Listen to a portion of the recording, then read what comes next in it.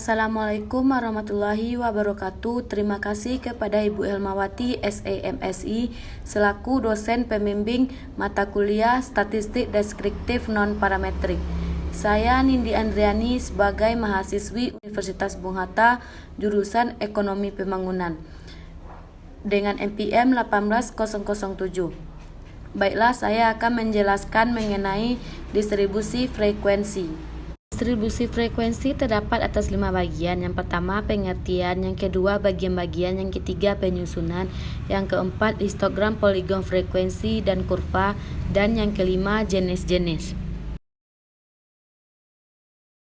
Yang pertama, kita akan membahas tentang pengertian distribusi frekuensi. Distribusi frekuensi adalah sebuah daftar tabel atau diagram yang menunjukkan frekuensi berbagai kejadian dalam suatu sampel. Setiap butir atau baris dalam tabel menunjukkan frekuensi atau jumlah terjadinya nilai dalam kelompok atau interval tersebut. Selanjutnya, kita akan membahas mengenai bagian-bagian distribusi frekuensi. Bagian-bagian distribusi frekuensi. Yang pertama, kelas-kelas. Kelas merupakan kelompok nilai data atau variabel. Yang kedua, batas kelas adalah nilai-nilai yang membatasi kelas yang satu dengan kelas yang lain. Batas kelas terbagi dua, yaitu batas kelas atas dan batas kelas bawah. Yang ketiga, tepi kelas, yaitu batas kelas yang tidak memiliki lubang atau angka tertentu antara kelas yang satu dengan kelas yang lain. Terdapat dua tepi kelas, yaitu tepi bawah kelas dan tepi atas kelas. Nomor 4, titik tengah kelas atau tanda kelas, yaitu angka atau nilai data yang tepat terletak di tengah suatu kelas. Yang kelima, interval kelas, yaitu selang yang memisahkan kelas yang satu dengan kelas yang lain. Yang keenam, panjang kelas atau luas kelas, yaitu jarak antara tepi kelas dan tepi bawah kelas. Yang ketujuh, frekuensi kelas, yaitu banyaknya data yang termasuk ke dalam kelas tertentu.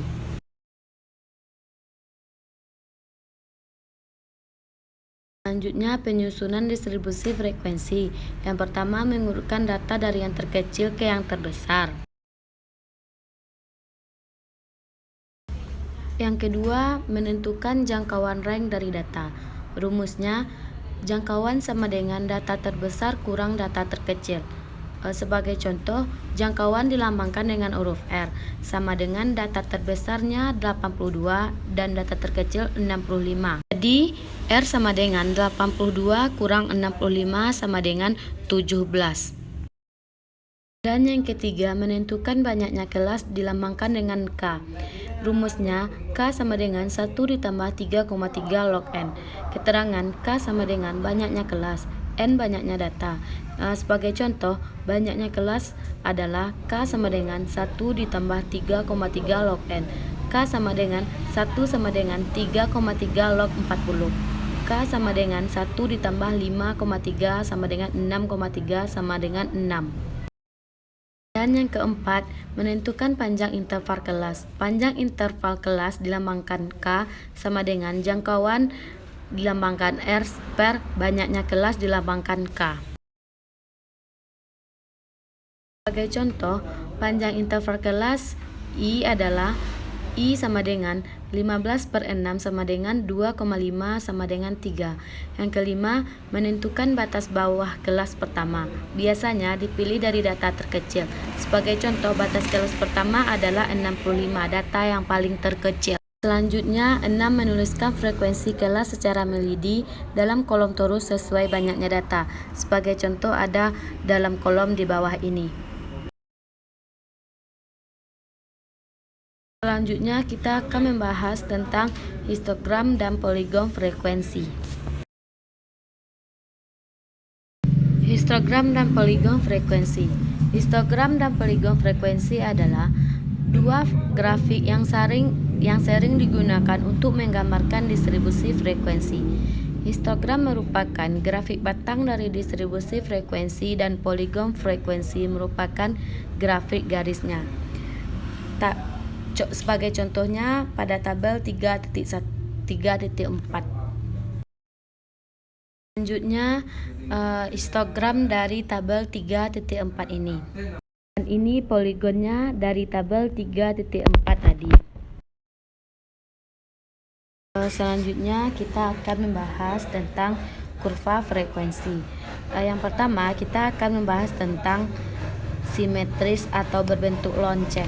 Ciri-cirinya adalah nilai variabel di samping kiri dan kanan yang berjarak sama terhadap titik tengah yang frekuensinya terbesar, mempunyai frekuensi yang sama. Bentuk kurva simetris sering dijumpai dalam distribusi bermacam-macam variabel. Karena itu dinamakan distribusi normal.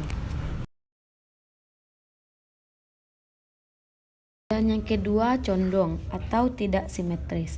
Ciri-cirinya ialah ekor kurva yang satu lebih panjang daripada ekor kurva lainnya.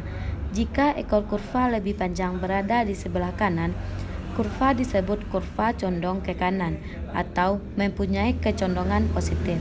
Sebaliknya disebut condong ke kiri atau mempunyai kecondongan negatif. Selanjutnya kita akan membahas tentang jenis-jenis distribusi frekuensi. Yang pertama, distribusi frekuensi biasa. Distribusi frekuensi biasa adalah distribusi frekuensi yang hanya berisikan jumlah frekuensi dari setiap kelompok data atau kelas. Ada dua jenis distribusi frekuensi biasa, yaitu distribusi frekuensi numerik dan distribusi frekuensi peristiwa atau kategori. Yang pertama kita bahas tentang distribusi frekuensi numerik. Distribusi frekuensi numerik adalah distribusi frekuensi yang pembagian kelasnya dinyatakan dalam angka. Dan yang kedua kita akan membahas distribusi frekuensi peristiwa atau kategori. Distribusi frekuensi peristiwa atau kategori adalah distribusi frekuensi yang pembagian kelasnya dinyatakan berdasarkan data atau golongan data yang ada. Dan jenis-jenis distribusi frekuensi yang kedua, distribusi frekuensi relatif adalah distribusi frekuensi yang berisikan nilai-nilai hasil bagi antara frekuensi kelas dan jumlah pengamatan yang terkandung dalam kumpulan data yang berdistribusi tertentu. Dan jenis-jenis yang ketiga, distribusi frekuensi kumulatif.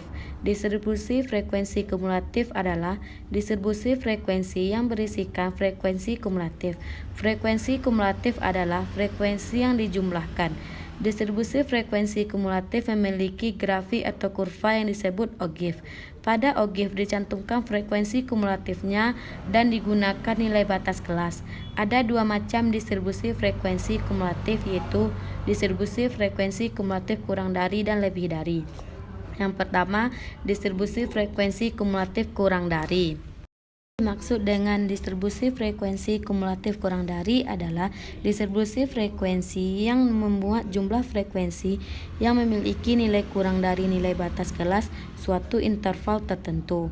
Dan yang kedua, distribusi frekuensi kumulatif lebih dari. Distribusi frekuensi kumulatif lebih dari adalah distribusi frekuensi yang memuat jumlah frekuensi yang memiliki nilai lebih dari batas kelas suatu interval tertentu. Jadi setelah kita belajar, kita dapat memahami distribusi frekuensi, yang mana data tersebut dapat diambil dari penelitian yang berbentuk data dan menyusunnya menurut kelas interval tertentu. Sekian paparan materi dari saya. Assalamualaikum warahmatullahi wabarakatuh.